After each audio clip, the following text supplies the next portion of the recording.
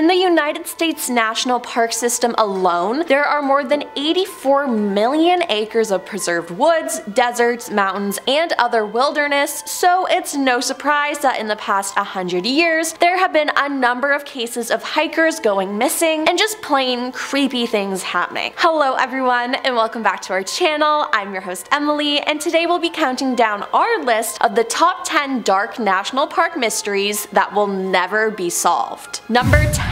Wooden structures. Santa Fe National Forest in New Mexico has bizarre wooden structures all throughout the forest. No one knows who made them or why. The structures range in size but have all been constructed out of fallen trees and limbs, with some reaching over 20 feet tall and dozens of diameter. They don't seem to have a pattern as to their locations, they simply appear. They do have a few things in common though. They resemble teepees, though no one can actually live inside them. Forage rangers will find anyone they catch making them, as they pose a fire risk, but they've never actually caught anyone. The Forest Service has no idea who's building them or why, but their response so far has been to dismantle any that are found. The destruction of these mystery structures is to eliminate the forest fire threat that they create. National Forest spokesperson Julie Ann Overton says whatever the structures are for, they are dangerous for the park and its visitors. They may have as many as 1,000 pieces of wood in them. The wood is seasoned and dry, and the design is similar to a classic kindling pyramid but on a much larger scale. And to exacerbate the obvious fire danger, people appear to be using fire rings inside many of these structures. The Santa Fe National Park Service has issued a press release asking for any information about the mystery structures. According to the release, these structures are prohibited under federal law, and violators could face a fine up to $5,000 and possible imprisonment for up to 6 months. Now, does this have to do with a cult or Bigfoot? No one knows. Number 9. Bessie and Glen Hyde. In 1928, Bessie and Glen Hyde were honeymooning in northern Arizona at the Grand Canyon when they vanished. They were traveling down the Colorado River by boat in October and planned to boat through the Grand Canyon. Glen had run tough rivers before, but Bessie was new at it. The couple ran across other boaters a few weeks before their disappearance who said they got the feeling that Bessie wanted to turn back, but Glen was pushing her on. It was said if they completed the trip successfully, they would go on a paid lecture tour. So the trip was more than just fun, there was money at stake. Cut to several months later, the Hyde's boat was discovered that winter, seemingly undisturbed. It was upright and full of supplies, but the couple was gone. Now there are many theories about what happened to the Hydes. Did they disembark and try a too difficult side hike? Did they have an argument that turned violent, or were they abducted? There are conflicting reports on what happened to the Hydes, and there have been more than one Bessie Hyde sighting in the years that followed. Number 8. Devil's Den. This name just sounds creepy. Devil's Den is a state park situated in Arkansas, but it's part of the larger Ozark National Park that surrounds it. Unexplained disappearances have been happening here for years, and in the 1940s, a girl named Catherine Vast Alst went missing while camping at the park with her family. She was barefoot and wearing only her swimsuit when she disappeared. Searches were conducted high and low for the missing girl, but it wasn't until 6 days later that she was found. The catch? She was still barefoot, still in her swimsuit, and totally unharmed. She'd also traveled over 30 miles and climbed 600 feet without getting a scratch on her. She wasn't even scared. No one, including her, has ever been able to explain it. Number 7. UFO sightings. Yosemite National Park in California has been the site of UFO reports for years. Visitors see strange lights and disc-shaped orbs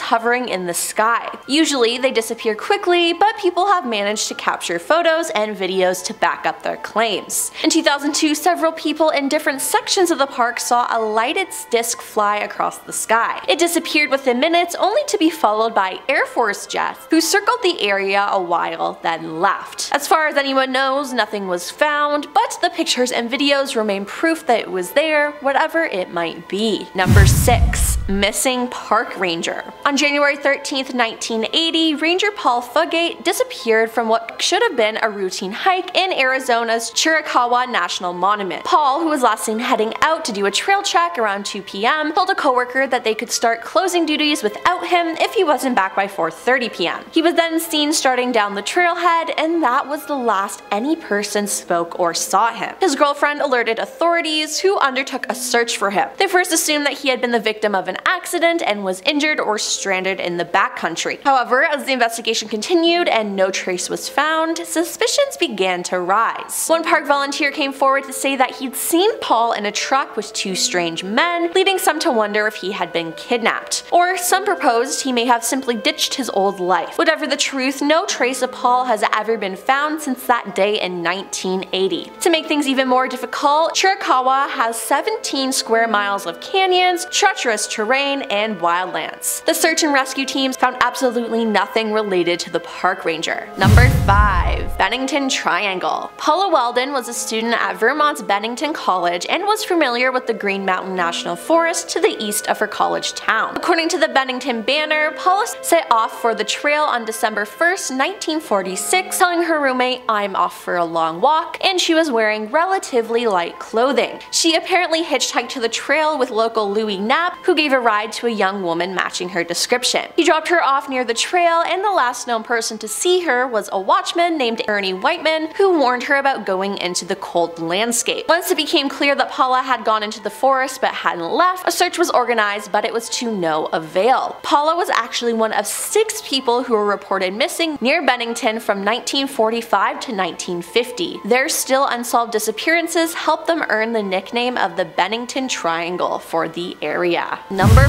4. Mishandling of Cases. David Gonzalez went camping with his family in San Bernardino National Forest. At one point, he asked his mother if he could go get some cookies from the family car. 40 minutes passed, and his mother realized that David never returned and that the cookies he wanted to grab were still inside the car. He was never found alive again. His death is viewed as one of the strangest disappearances in national parks. A week later, his badly decomposed body was found only a mile away from where he went missing. This area was already combed days prior, so this means that he must have been dropped there by someone or something. An autopsy revealed no trauma and no overt injury. He was just dead, without any reason or clue as to why. This is already baffling, especially considering the power of forensics and the skill of investigators, but what makes the case of David so strange is not his disappearance alone, it's the way the local authorities and investigators seem to handle the case. The officials claim that David was dragged off by a mountain lion, despite no injuries that would suggest that being his fate. No one nearby heard David scream either. David's parents have gone on record to say they don't believe David got dragged off by a cougar, they believe he was kidnapped, and that he still may be alive somewhere and that the body wasn't his. Some believe that authorities know more than what they're saying. Are they covering up something that we don't know about? What are they hiding from us? Number